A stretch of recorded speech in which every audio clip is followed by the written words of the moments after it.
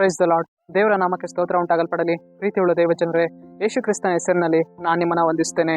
ಮತ್ತಾಯ 6ನೇ ಅಧ್ಯಾಯ 34ನೇ ವಚನದಲ್ಲಿ ವಾಕ್ಯ ಈ ರೀತಿಯಾಗಿ ಬರೆಯಲ್ಪಟ್ಟಿದೆ: ನಾಳಿನ ವಿಷಯವಾಗಿ ಚಿಂತೆ ಮಾಡಬೇಡಿರಿ, ನಾಳಿನ ದಿನವು ತನ್ನದನ್ನು ತಾನೇ ಚಿಂತಿಸಿಕೊಳ್ಳುವುದು ಎಂದು ವಚನ ಬರೆಯಲ್ಪಟ್ಟಿದೆ.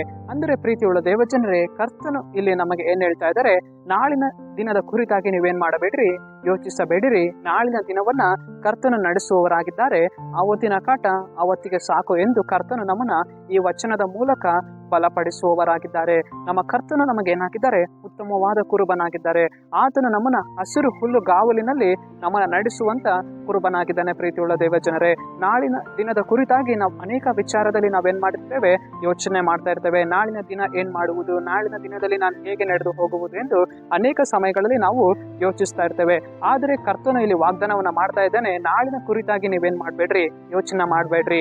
ನಾಳಿನ ದಿನದಲ್ಲಿ ಕರ್ತನು ನಿಮ್ಮನ್ನ ನಡೆಸುವವರಾಗಿದ್ದಾರೆ.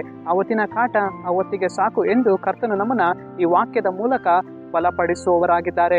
ಅನೇಕ ವಿಚಾರಗಳಲ್ಲಿ ನಾವು ಏನಾಗಿರ್ತೇವೆ? ಕುಗ್ಗಿ ಹೋಗಿರ್ತೇವೆ. ನಾಳಿನ ದಿನದಲ್ಲಿ ಏನ್ ಮಾಡ್ಬೇಕು ಅಂತ ಗೊತ್ತಾಗುವುದಿಲ್ಲ, ನಾಳೆ ಹೇಗೆ ನಡಿಬೇಕು ಅಂತ ಗೊತ್ತಾಗುವುದಿಲ್ಲ.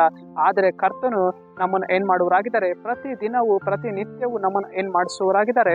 ನಡೆಸುವವರಾಗಿದ್ದಾರೆ.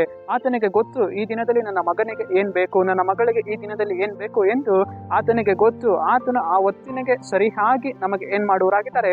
ನಮ್ಮ ಅಗತ್ಯಗಳನ್ನ ಆತನು ಪೂರೈಸುವವರಾಗಿದ್ದಾರೆ. ಪ್ರೀತಿಯುಳ್ಳ ದೇವಜನರೇ, ನಮ್ಮ ದೇವರು ನಮ್ಮ ಜೊತೆಲಿ ಇರುವಾಗ ಪ್ರತಿ ದಿನವೂ ನಮ್ಮನ್ನ ದೇವರು ಏನ್ ಮಾಡುವವರಾಗಿದ್ದಾರೆ? ನಡೆಸುವವರಾಗಿದ್ದಾರೆ. ಸರಿ, ನಾವು ಪ್ರಾರ್ಥಿಸೋಣ. ಅಪ್ಪ ಕರ್ತನೆ, ನಿಮ್ಮ ನಾಮಕ್ಕೆ ಸ್ತೋತ್ರ ದೇವರೇ. ಈ ವಾಕ್ಯ ಭಾಗ ಸಂದೇಶವನ್ನ ನೋಡ್ತಾ ಇರುವಂತ ಜನಗಳನ್ನು ಬಿಟ್ಟು ಸ್ವಾಮಿ, ನೀನು ಅವರನ್ನು ಆಶೀರ್ವದಿಸು ದೇವರೇ.